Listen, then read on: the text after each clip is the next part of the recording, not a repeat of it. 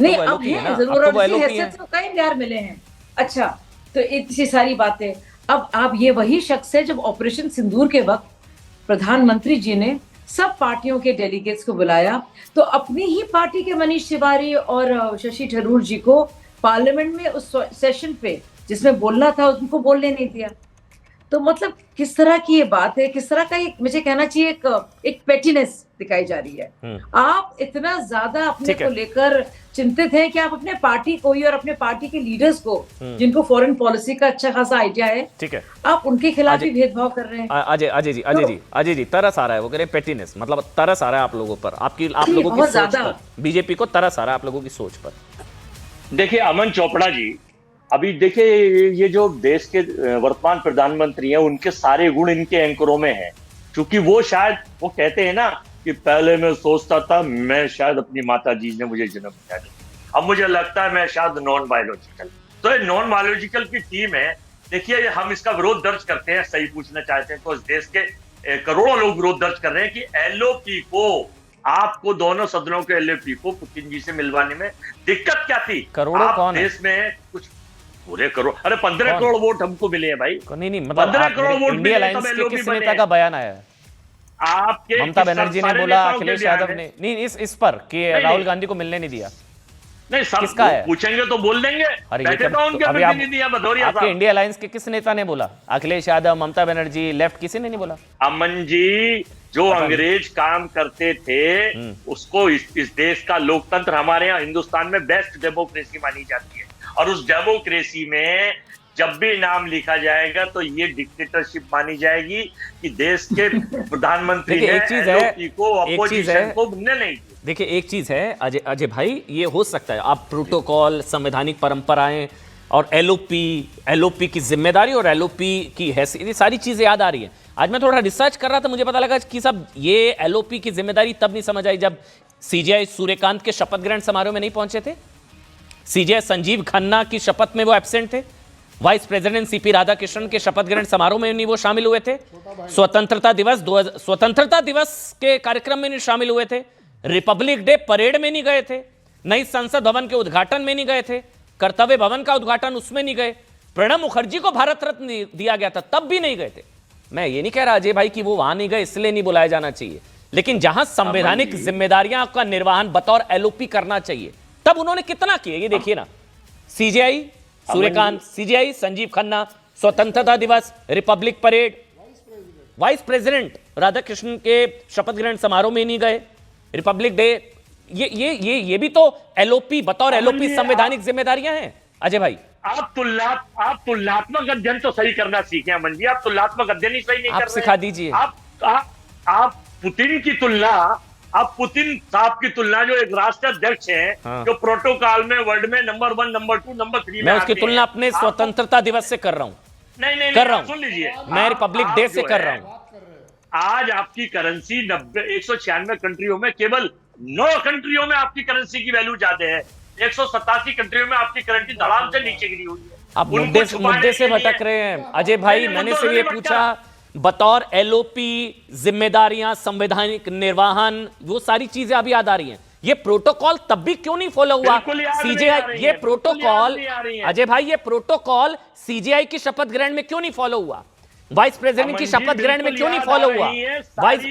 Republic day celebration में क्यों नहीं फॉलो हुआ? स्वतंत्रता दिवस के कार्यक्रम में क्यों नहीं फॉलो हुआ? मुझे ये बताइए, पार्टी का अभी कर्नल साहब कह रहे थे, कर्नल साहब आप भी अनुशासनहीनता की बात कर रहे थे, पूछो क्यों? आप मेरे भाइयों बहुत अच्छे आर्मी के अफसरों कैसे कर रहे थे, मैं बताना चाहता हूँ। आर्मी में बहुत बड़ा अनुशासन होता है, ऐसे ही किसी भी पार्टी में जो पार्टी के हेड होते हैं, एलओपी होते हैं, वो अनुशासन नीचे के छोड़, मुझे बुला ले और किसी को बुला ले, अनुशासनहीनता के दायरे में आता है एलओपी, और उसका सरकार का भी दायित्व बनता है और पार्टियों का भी दायित्व बनता है कि ये अनुशासनहीनता की। ठीक है, हाँ, एक मिनट, हाँ, सब बोलना चाह रहे हैं। मैं दीपक बोहरा जी, एक मिनट आप बोलिए। कर्नल शैलेंद्र, फिर दीपक बोहरा साहब, मैं आपके पास आऊं, मुझे फिर अनुराग भाई आ रहा हूं, मुझे 30 सेकंड दे दीजिए प्लीज। हाँ बोलिए कर्नल शैलेंद्र। वर्मा जी, आप बड़े करीबी हैं, आपने बड़ा अनुशासन की बात करी है। मैंने आपको सिर्फ यही बोला था, अनुशासन ये भी कहता है, आपने कहा कि कहां लिखा हुआ है कि वो इन्वाइट नहीं होंगे। मैंने आपको सिर्फ इतना बोला, कहां लिखा है कि वो इन्वाइटेड होने चाहिए। एक प्रोटोकॉल नहीं है ये, एक कर्टसी है, एक कन्वेंशन है। कर्टसी, कन्वेंशन और प्रोटोकॉल बिल्कुल अलग अलग कर्नल चीजें साहब, हैं। देखिए देखिए, सुनिए लोकतंत्र सुनिए, देखिए, कन्वेंशन और मुझे सिर्फ एक बात बता दीजिए। नहीं वर्मा जी, एक सेकंड और 5 डिग्नेटरीज से आपको मिलवाया गया, 5 डिग्नेटरीज से आप मिले हैं, आप उसको स्वतंत्रता 1.5 साल में का 5 या डेमोक्रेसी का वो नहीं समझ रहे हैं, एक से नहीं मिल पाए हैं। और एक बात बताइए, मुझे एक समझ नहीं आ रही, एक इतनी सी बात थी, आप जाकर प्राइम मिनिस्टर से रिक्वेस्ट कर लेते, क्या बड़ी बात है कि भाई ये प्रोटोकॉल रहा है। प्रोटोकॉल तो नहीं है, क्योंकि Tradition. उसकी अथॉरिटी कौन है? Convention. प्रोटोकॉल इस तरह के जो होते हैं शाजिया, वो आपको दीपक बोहरा जी बता रहे हैं। जी शाजिया। यही बिल्कुल जो आप कर्नल जो साहब, कल फिर शैलेंद्र आप जी हाँ, बोल रहे एक मिनट, हैं, अजय भाई, अजय भाई, जब सबको, बांग्लादेश अनुराग के पास भी जाना मेरे को। प्रधानमंत्री आती है शेख हसीना, तब आप मिलते हैं। Yes. वियतनाम के प्रधानमंत्री 1 अगस्त 2024 में आए, तब आप मुलाकात की। मलेशिया के प्रधानमंत्री अनवर इब्राहिम 21 अगस्त को 2024 है, तब आप गए। हाँ, अनवर मॉरिशस इब्राहिम के मिलना चाहते थे, प्रधानमंत्री गए मिले। और न्यूजीलैंड के प्रधानमंत्री से मिले। वो तो बहुत सारे विदेशी सीनियर लीडर से मिले हैं। लेकिन जब दुनिया की नजर भारत पर है और प्रधानमंत्री मोदी जी के नेतृत्व में भारत विश्व राजनीति में एक निर्णायक भूमिका निभा रहा है, जो ऐसा वक्त है, तो आप देखिए विपक्ष के नेता को भी ये समझना चाहिए कि उनका हर एक बयान भारत की भी प्रतिष्ठा से जुड़ा होता है। यस, तो ये देश का मामला है, ये व्यक्तिगत जो खुन्नस है ना, उसका तो है नहीं। ठीक है। इसलिए राहुल गांधी एलओपी पद नहीं, लेकिन शशि थरूर को भी तो बुलाया ना। फिर सवाल ये उठता है कि बिल्कुल, लेकिन शाजिया, कांग्रेस को कहने का मौका तब मिलता है ना जब वो कहते हैं कि जब शशि थरूर को बुलाया जा सकता है तो सदनों के एलओपी को क्यों नहीं बुलाया जा सकता। एक मिनट, दीपक बोहरा साहब इसका जवाब देना चाहे, फिर मैं अनुराग आपके पास 30 सेकंड में आ रहा हूं। दीपक बोहरा, फिर सवाल उठता है कि शशि थरूर को बुलाया जा सकता है, राहुल गांधी एलओपी, मल्लिकार्जुन खड़गे एलओपी, उनको नहीं बुलाया जा सकता। क्या पुतिन ने शशि थरूर से मिलने की बात की होगी या विदेशी मेहमान ने? सर मैं आपको डिप्लोमेसी हम लोग टेलीविजन चैनल्स पे और मेगाफोन के साथ डिस्कस नहीं करते, इसमें डिस्क्रेशन होता है। हाँ। जब हम किसी को बुलाते हैं, मेरे तजुर्बे में ये रहा, एक देश के राष्ट्रपति को हमने बुलाया था, मैं उनको खुद आगरा ले गया था और वहां पर उसी देश के एक इंडस्ट्रियलिस्ट वहां पर मंडरा रहे थे, तो उनके प्रोटोकॉल ऑफिसर ने कहा कि इससे नहीं मिलना चाहते ये। अब बताइए मैं उस समय क्या करूं? नहीं, आपको मिलना पड़ेगा, ये हम नहीं कहते ना सर। जब उन्होंने कहा है कि हम नहीं मिलना चाहते, आई डोंट नो क्या हुआ इस केस, बट ये हम पब्लिकली डिस्कस नहीं करते। डिप्लोमेसी का मतलब होता है डिस्क्रेशन।